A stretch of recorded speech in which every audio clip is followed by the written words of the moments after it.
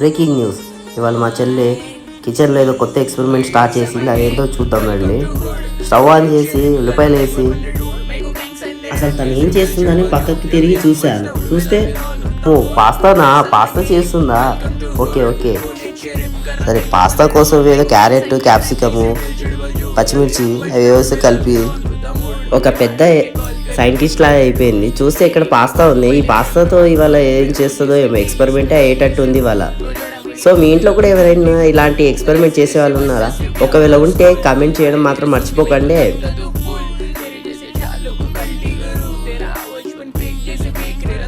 Finally dish అయితే complete అయిపోయిందండి.